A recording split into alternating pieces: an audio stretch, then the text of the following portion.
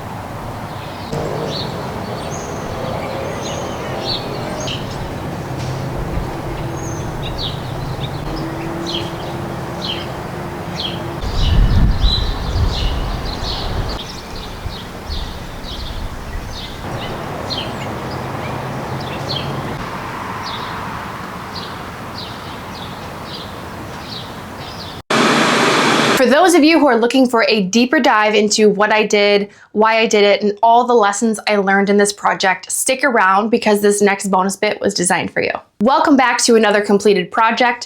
If you are new around here, my name is Katie. I complete 3 projects a month and I take you along the journey from start to finish. And then I've designed the ending part of my videos to be called what's called the bonus bit, which is basically the how-tos, the why I did things, and then all the things that you didn't get to see in the beginning of the video. So let's get started with this beautiful United furniture set. My husband and I found this furniture set at a local estate sale. They wanted $550 for the whole set, but we talked them down to $450. Oftentimes when you are buying a set, you have a little bit of wiggle room to negotiate because they want everything gone.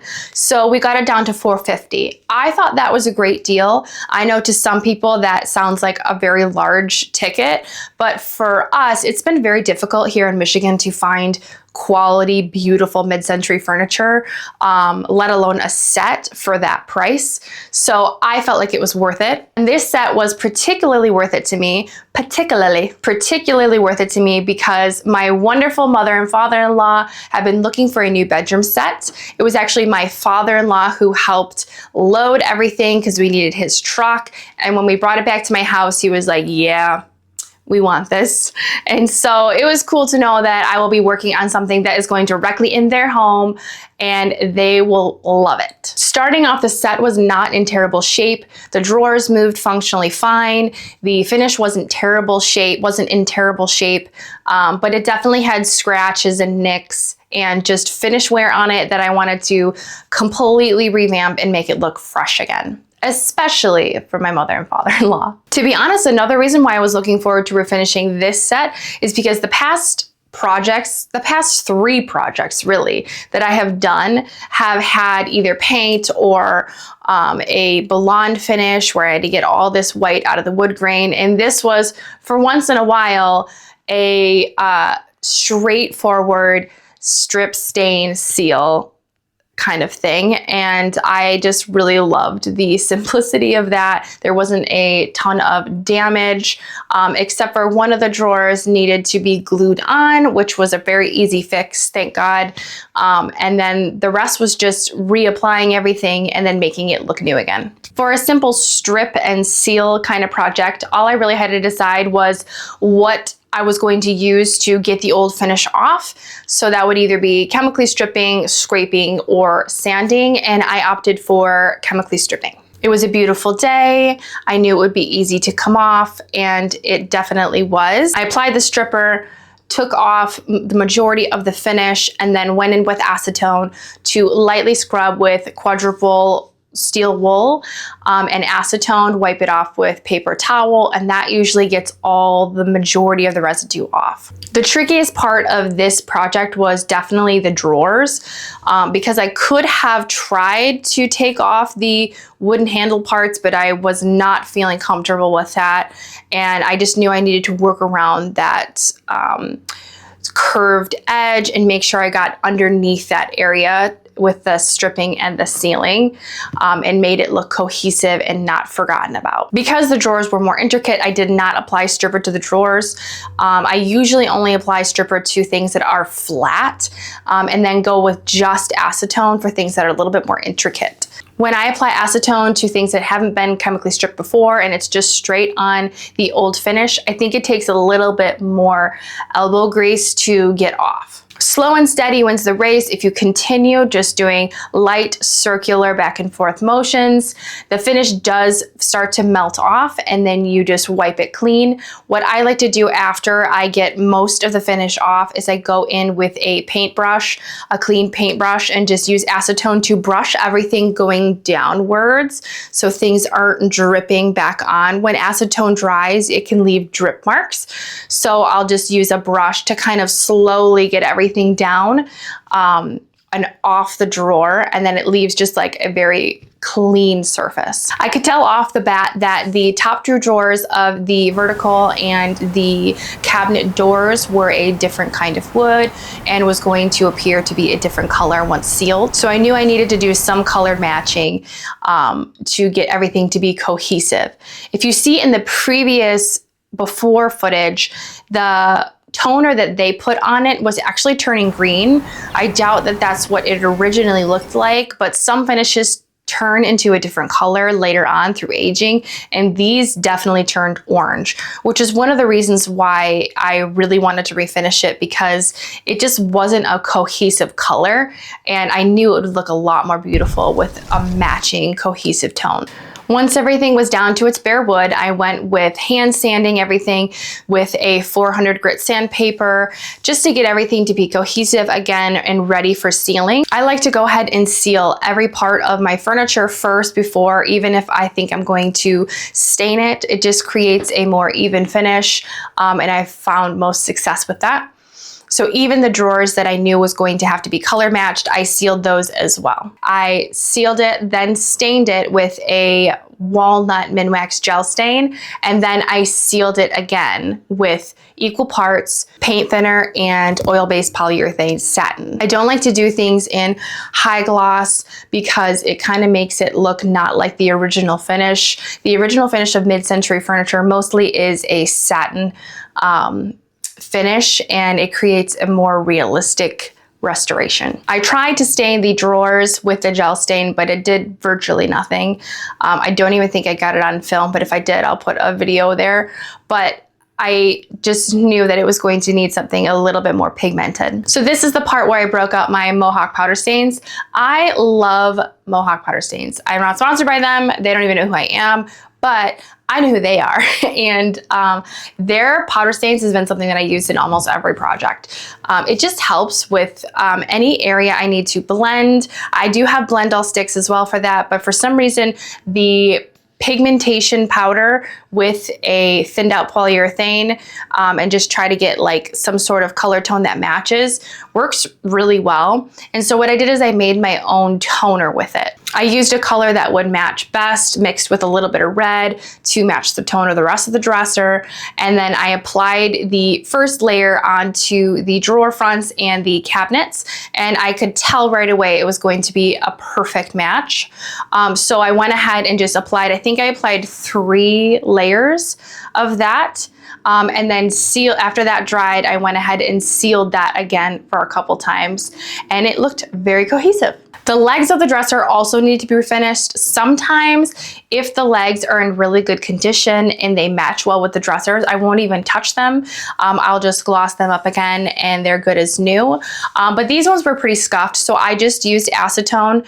That came off very easily. I did scrape one of them, but it was because I ran out of acetone, so I ended up using acetone for the rest of the legs, and it came off a lot quicker. Then I went ahead with the same toner that I previously made, as well as sealing, and that matched cohesively as well. So really this project was about getting rid of the old finish, putting the new finish back on, and making everything match. Wasn't a ton of damage to fix. Praise God, I needed something a little bit more simple. You can check out my other projects and you'll know what I mean. But because it was a set, it was obviously a longer project. Sets usually take me anywhere from 10 to 14 days. Some people can get things done quicker than I, but for my family with my 3 boys, it takes me about 10 to 14 days to get everything start to finish done. So yeah, this project was pretty straightforward. It didn't have a ton of curveballs or damage like I mentioned. It just took time because it was a set, but definitely simple and things that I was confident in. And I think it turned out so beautiful. This set would transform any room and would last another generation at the very least. Let me know in the comments what you think about this project, or if there's anything I did not clarify in this video that you want a little bit more detail on, go ahead and comment and I will get back to you. If you like this sort of content, which I'm assuming you do if you are watching this all the way through, click like and subscribe so you can get notified when my latest project comes out, and I will see you next time.